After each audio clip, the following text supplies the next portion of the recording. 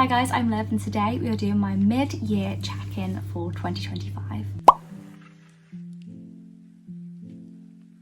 I set myself some goals in January, which was mainly to get to 70 books this year, and I just want to go over my statistics as of right now, how likely I am to finish this challenge and achieve it, or am I needing to lower the goal or increase the goal, just an update of how my reading has been over the year, because you guys have seen a lot of my reads and a lot of the books I have ended up reading I've done a reading vlog on, but some books I haven't spoken about and have not been included in videos because I've just read them off camera. So I want to talk about how many books that I've read, and I've got loads of questions which is a part of this like tag. So I've got all these questions written down and I'm going to talk about my mid-year check-in. I did get this idea from Sarah Corelli, but there was also another person. I want to see if I can find her. So I've been recently watching this girl called Heather McClary, and she is somebody that I've really enjoyed watching recently, and her mid-year check-in was one that I saw and I was like, you know what, I need to do this video. So I am going to be talking about a lot of books and things about upcoming things, and talking about like how many 5 stars I've had and what were they called, things like that. So I'm going to start off by telling you that I have read this year a grand total of 52 books. So I'm not sure if I should move the goal, but I kind of want to keep it at 70 and just like see how much I can like go over the goal. Like I don't want to put too much pressure on myself with reading, because last year I definitely did, and I was like trying to get through as many books as possible, and I wasn't enjoying the books at the end of the year because I was just trying to find short books to like get to the goal. And so this year I did choose a lower goal of 70, but I am definitely reading a lot more than I did last year anyway. As of right this second, I'm going to keep it at 70. I think that I'm happy with the goal being there. For some statistics, I'm going to use an app on my iPad called Storygraph, and I use this to get all my statistics all the time. In total, I've read 52 books, which equivalates to 20,943 pages. The average time to finish a book has been 4 days. 4% of books have been over 500 pages. 92% have been between 499 pages, and 4% have been under 300 pages. All the books I've read have been fiction. 46% print books, so physical copies, and 52% digital, with 2% being an audiobook. I think I only read one audiobook as of right now. My average star rating has been 4.09 star, which I think is really good for like an average of the entire year so far. I think that's really good. Now on to the questions. So the first one is, what are the top 5 books that you've read in 2025? And I have to say, these ones I am without a doubt 100% certain on. So the first one I've said is Crimson Moth. This was a book that I didn't really see a lot of hype for it. I mean, I'm not on TikTok anymore, I've deleted it. I'm mainly on YouTube and Instagram, so if I see a new book, it's usually through YouTube. I hadn't seen much hype for this book. I went in pretty much blind. All I knew was it was about witches and it was sort of like a romantasy. Now this book blew me away. I really love this book. I thought it was just so... It was a story I could invest myself into because it was a duology. That's what really made it stand out and stand apart from other fantasies. It was a duology. You don't see that a lot with fantasies. Usually they turn into big series, and I just get like a bit bored, because sometimes fantasy series they could really be summed up in 2 books, but people just want to drag it out. And I just think that Crimson Moth, or in other countries it's Heart as Hunter, I think that it was a brilliant book and I really, really enjoyed it. I've also written down Belladonna. Now this one is a great book. It's again a fantasy, and I'd say it's a bit more of like a supernatural fantasy. I talk about this book a lot, so I'm not really going to go into depth or explain anything about it. But this book was amazing. It really gave me something that I didn't get from other books. I felt like it was refreshing and new, and I really vibed with this book. I felt like I really got on well with it, like, if that makes sense. I really did like this book. I also felt like this book just in general was very clever, and I just loved all the plot twists. I've also written down a romance, so I put down Out of the Woods by Hannah Bonham Young. Now this book I really loved. It really surprised me. Now this book was about a marriage well, a couple and a marriage in turmoil, and they have to find their spark again. And it was such a beautiful story. I mean, these two people, they clearly loved each other so much, and their love for each other had never changed, but they'd just grown apart from each other, and they had to find their way back to each other. And I thought this book hit so hard. It hit close to home. I mean, me and my partner have been together since we were teenagers, which is the same as in the book, and I just felt like this book really resonated with me. I thought it was a very good book, and I never once hated either character. I could see where both of them like were lacking communication. My next book is Daisy Darker, and this book was a thriller, and it was good. I really loved this thriller. I thought it was just very interesting, and I didn't see any of the plot twists coming. If you're going to read this book, I think go into it blind, blind-ish. All I knew about this book was that this is about a family who haven't seen each other in 15 years, and they decide to see each other again because the grandma is sorting out her will, and they go to this house which belongs to the grandma, and it's pretty much cut off from the rest of the world, really. It's in the middle of nowhere. It's actually, I've got a knot in my hair, I'm really sorry. Actually on a little like island, like there's sand around the house basically, and when the tide goes in and out, like that really determines whether or not you can walk away from the house or if you have to get a boat. When this family meet up, they end up having a lot of their drama and previous problems that they've never hashed out come to the surface basically. Secrets come out. I think that's something that really drew me in with this book, and I really loved was the secrets. I just thought that they were so dark that it was brilliant. My last book I have to recommend is Atmosphere. This one is by Taylor Jenkins Reid, and I haven't done a July reading wrap up yet, but I read this book in July. I read it in a reading challenge, and this book made me cry so much. Like, I was invested, and Taylor Jenkins Reid manages to do this all the time. Like, she gets me so invested in these books, and I just genuinely cannot stop reading them. I love them so much. I read Atmosphere in 2 days, just to give you some context on how good this book was. This book was set in the 80s, and it's about this woman who is it's about some women who are trying to become astronauts, but it's the 80s, and so being a woman astronaut is like a tricky thing. It's not really approved in a way, like they still think that women are beneath men, and so these women have to be strategic, they have to be clever, but what about when these women have secrets? Like, what if they are in love with someone they shouldn't be? I mean, it's the 80s. What if they're in love with each other? Like, it's such a good book. Honestly, this book captivated me, made me cry so much, and I feel like it really took a toll on me. I was definitely connected to it, fell in love with this book, and I love it so much still. Like this is probably the only book that I would probably reread, like, to experience it again. I really loved it. I found so much joy in this book. I really thoroughly enjoyed it. The next question is the best sequel you've read so far this year. I have to say I have two. So my first one is Foxglove. So this one followed on from Belladonna.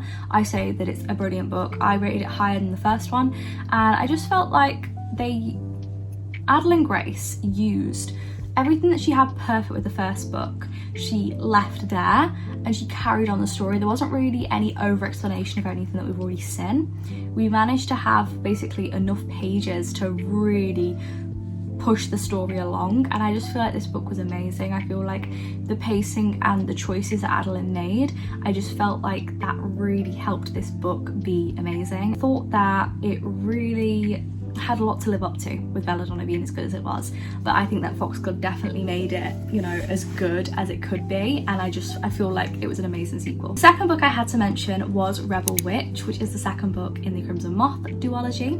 I thought this book was brilliant. I feel like it really tied off the story very well. I thought that's the thing with this book, is like, it had a great pacing, had great characters of course, and a great plot. The thing that it really had that some books lack is a brilliant ending. Sometimes when you read a book, you end up ranking it down because the ending was so pants, whereas the ending was actually really, really good with this book. Like, I was invested, I was crying, I was feeling all the emotions, and I felt fulfilled by the end. I really felt fulfilled by the end of that book. A new release I haven't read yet but want to. I have got two again. So my first one is The Compound. I don't know who this is by, but it's kind of been sold to me as if it's like a reality TV show in a way, and these people all wake up on this island, kind of given Love Island, but they all have to compete with each other, and they have to survive on this island, but they have to compete with each other to like be able to get off the island. So they're pretending to fall in love with each other, and you don't know who's playing a game, you don't know who's being serious, you don't know who is being real. Like, it seems a very like psychological one. Like, it just seems a bit interesting, and it does interest me. It's got not the best reviews, but I really want to try it anyway. I'm really captivated by it, so I do want to give it a go. The second one is Bury Our Bones in the Midnight Soil. This one I want to read purely because the writer is V.E. Schwab, which I recently found out her name is Victoria, which I didn't know. I really want to read this book. I really want to read it because V.E. Schwab's writing is just top tier. It's god level. I love her writing so much. I loved her book The Invisible Life I loved her book, The Invisible Life of Addie LaRue. I thought it was amazing, and I really want to read this one because it's meant to be vampires, but it's also lesbian vampires, so I'm really interested. I haven't read a book about vampires yet, like a book that's really just centered around vampires. I read Bride by Ali Hazelwood, but I feel like that was aimed more around the werewolves. I really want a book about vampires, and so I really want to read this, and of course I love the author too. Most anticipated release for the second half of the year. I have got a couple books. So my first one is Mate by Ali Hazelwood. Now this one is going to follow on from Bride, and I'm probably one of the few people who actually did enjoy Bride. I thought it was very enjoyable, and it definitely made me feel very like spooky and supernatural. Like, I just really enjoyed it, so I really do want to read Mate. You Found Oliver is another one I really want to read. I loved You've Reached Sam, and I bawled my eyes out to it. Honestly, one of my favorite books, really adored it. And this is written by the same person, and it's about Oliver, who, if you've read You Found Sam, you'll know who Oliver is. He is the best friend of Sam, and he was actually in love with Sam. Spoilers. And he, in this book, is trying to find his forever person. I don't really know the ins and outs of this book, but I do know that the writer is somebody that I really admire. I think his writing is brilliant. We've next got The Gingerbread Bakery. This one is by Laurie Gilmore, and I of course want to read this. I love the Dream Harbour series, that's what it's called. I really love the Dream Harbour series. I think it's a great series. I just think it gives the cozy vibes, and I just think the town is genuinely a town that is just perfect, and it's such an unrealistic place to live. Like, it's such a perfect place with all these festivals happening. It's so unrealistic, but it's just a nice place to escape into. Do you know what I mean? So I'm very excited for The Gingerbread Bakery. The last one is Love Arranged, which is the Lakefront Billionaires series, I believe, which is by Lauren Asher. I really want to read the next one. I think it's Fake Dating, and I do like Lauren Asher's writing. I have been enjoying the Lakefront Billionaire series as of right now. Love Arranged was not Love Arranged. Love Redesigned was my favourite one so far in the series, but obviously that can change depending on how this new book will be. My biggest disappointment, I have a few. So first of all, I'm not going to go into detail about all these books. I'm just going to tell you them and like a little bit of reason why, but I'm not going to go into big detail. I don't want to bash on these books if people enjoy them. So my first one was Dead Romantic. I just felt like I had too high of an expectation for this book. Ruin and Rising, it was the end of a trilogy, and it just didn't hit the mark. It missed the mark quite a bit, so bit of a letdown. Leather and Lark, again, I think I just had too high of an expectation because I loved Butcher and Blackbird so much. And Apprentice to the Villain, again, the first one was just too good. Like, that was the type of thing with these books, was the first one was just way too good for the second one to really meet the mark, you know what I mean? So yeah, that's what I'm going to say about the negatives though. Biggest surprises. So first of all, I'm going to say Love of My Afterlife. This was a positive surprise.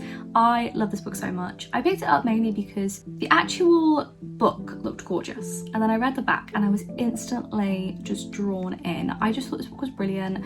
I thought the comedy and the romance was amazing, and it made me very emotional, and I found a lot of enjoyment in this book, and I didn't expect to love it that much, like honestly, because no one speaks about it. I just didn't expect to love it that much, but Ever since reading that book, I've tended to just read things that look interesting to me, like not even like books that people recommend me, because you never know what's going to be a good book. Like just because it's not hyped up doesn't mean that it's not a good book. Next we have When in Rome. I really didn't expect to like this book. I thought it was just going to be like a very typical rom-com book, but I actually found this book was very, very beautiful. I thought it was very sweet. I thought a lot of aspects of it were very mature and deep and meaningful. I really love this book. I really found it fun, and I think it surprised me because it's not what I expected it to be. It wasn't fluffy, like the whole thing wasn't fluffy. There was deeper things to it. Next we have Atmosphere. Now Atmosphere just took me by surprise. I didn't expect to love it as much as I did, and I did. Like I was enthralled with this book, and I just think that this book, how do I explain it? Like I love Taylor Jenkins Reid's writing, but I just didn't expect for this book to hit me as hard as it did. Dude, it took me by surprise. We've next got Belladonna. I thought this one was going to be a typical fantasy. I really did. I didn't think it was going to be anywhere near as good as it was. And this book blew me out of the water. Like honestly, this book was phenomenal. I thought that the whole world was brilliant. The writing was brilliant. Storyline was amazing. Pacing, brilliant. I love this book so much. I just thought it was really unique. And I think that's what surprised me the most was the uniqueness to it all. And I just enjoyed that. I really did. Favourite author, debut or new to you? So my favourite authors this year have all been, the ones I've written down are all new authors to me. I've never read their stuff in previous years. So I've got Adeline Grace, Hannah Bonham Young and Kristen Cicerelli. I mean, it's not a shock with those authors. I mean, we've got one that wrote the Belladonna series, one that wrote Out on a Limb and Into the Woods, like those books, and then we have Kristen Cicerelli, who wrote Rebel Witch and Crimson Moth. Newest fictional crush. I have a few. So the first one is Reese Dupree from Wildside. He is a wrestler and he's very quiet and mysterious, but grumpy. He has tattoos, he has dark hair. What more could you want? I honestly love him. I think he's great, and I mean, I am a sucker for wrestling as well. So when I found out he was a wrestler in the book, I was fangirling, brilliant. And I just thought him in the book anyway was just so sweet. I thought his character was amazing and so kind and caring, and I really love his character. I've next picked Death in Belladonna. I thoroughly was in love with Death. I think he was a brilliant character, and I just think his care and his passion are what makes me so drawn to him. He is such a passionate person, and he really cares for those he loves like dearly, and you see that with the way that he treats partner, we'll say, because I don't know if people have read that book, but you can see it in the way that he treats those he cares about, and I personally find that is a very sweet quality, and I think he is great. Next we have Will from Practice Makes Perfect. This guy, honestly, he was like a smooth talking bad boy, but really underneath it all it was just so emotional. He was somebody who really wanted to push our female main character to do more, to be more, and to do what she wants to do in life. Cheeky and saucy, not afraid to be naughty and, you know, have a bit of fun, as in be cheeky and play pranks on our main character. But he also doesn't care what people think of him in a way. Like in the book we had it so like the whole town didn't want him and our filming character to get together, and he was like, I don't care. Like he really didn't care what people thought about him, and I just thought that he was a very nice person. He is somebody that no matter what, he would do anything to make you happy, and he doesn't care how stupid he ends up looking for doing it. The last person I've written down is I've written down Cash from Cash. Now I don't remember why I wrote this one down. I feel like it's because A, he's a cowboy, B, he's a cowboy, and C, he's a cowboy. Like, he had good qualities. I feel like he was a cowboy, which is a great reason to put him down this list. However, he also was somebody who was very caring and protective. A family man as well, which I very much am attracted to. I thought he was just very heartwarming and sweet and a lovely person too, and he very much protects those who he cares about. We've next got A Book That Made You Cry. Now, I'm gonna say it because I've already said it, but Atmosphere made me bawl my eyes out, so let's not talk about that book anymore. Also got Rebel Witch, which I also said. Stereo, which was the final book in the Belladonna series, I bawled my eyes out. You can see that in a vlog actually. Out of the Woods, I told you I resonated with this book too much. Like, I really connected with it, so it really hit hard when it hit. Like, it was phenomenal. And the last one is Lilac Girls, which, if you know what Lilac Girls is, it's a historical fiction. Very, very emotional, and all the researching that had gone into this book was very evident, and I thought this book was brilliant. It was heartbreaking, bitter, and it was important. It was very important to read. It hurt to read, but it was an important book, and I very much thought that it was well written. Books that made you happy. So I've written down two. These two books didn't make me cry, but I did find myself laughing and having a lot of fun with them. So firstly, I've got The Story Patch Pancake House. Now, this is the Dream Harbour series, so of course this had to be included.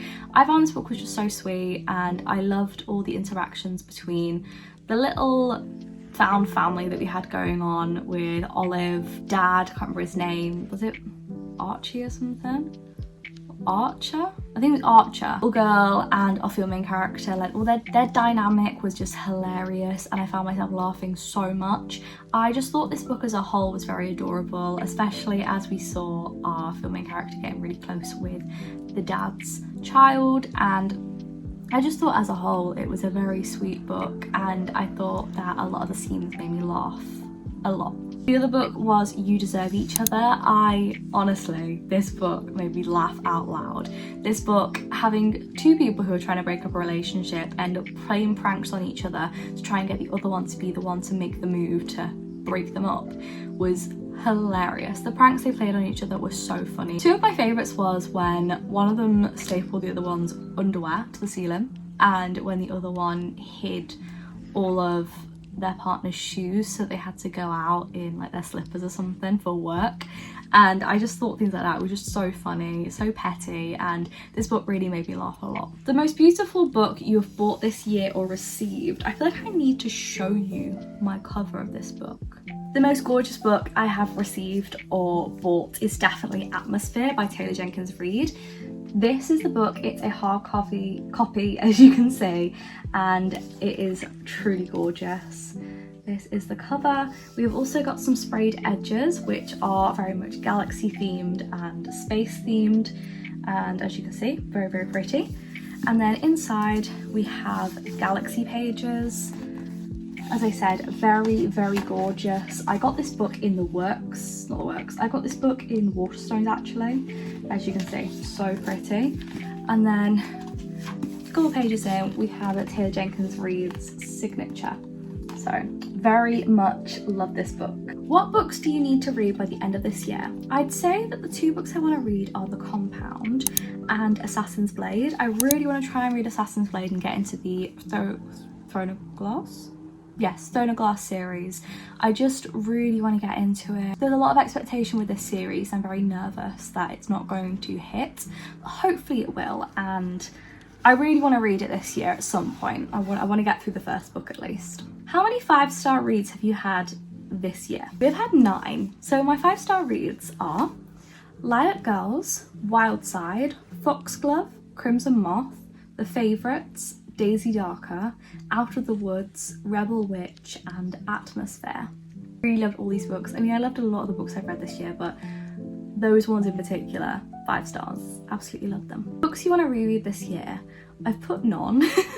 I don't really reread books. I'd say the only ones I could see myself rereading are Atmosphere and Hunger by Michael Grant, which I read a few years ago. I could potentially see myself rereading that this year if I want to continue the Gone series that I read ages ago and I'm just rereading the whole thing. Other than that, there's not really any that I want to reread. What is a book that you enjoyed with mixed reviews? I'm gonna have to say that my one was Out of the Woods. This one had, I think it was like a 3.5 star rating or something overall, but personally I just feel like this book was really for me. It was really resonated with me and everything. I've said everything about this book, but I personally just adored it so much, and I've seen the mixed reviews and I just still personally just love the book so much. Lastly, 5-star predictions for the rest of the year.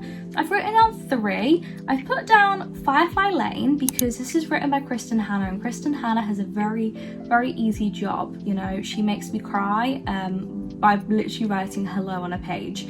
I love her writing so much. I think it's brilliant. She wrote The Nightingale, which really got me, and I just really would love to read more of her stuff, especially Firefly Lane. I've heard that it's a very emotional book, so I'm very excited. White Chrysanthemum is another book, and this is a historical fiction. I'm very much excited for this because I know historical fictions hit so much harder, and I'm just really hoping it's going to be a good book. It looks very underrated, no one talks about it, but it has got a decent average rating on Goodreads, so I'm just really hoping that it's going to be a good book. The last book I've written down is The Priory of the Orange Tree. Now this one is a fantasy and it's like 800 pages or something. It's a very long book.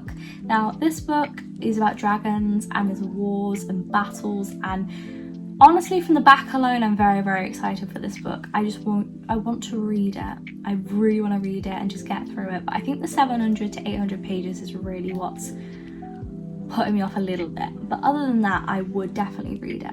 That has been the video, guys. I hope you guys have enjoyed. I'll see you guys soon with another video. Subscribe, like, and all that stuff, and I'll see you guys pretty soon with the next video. Bye!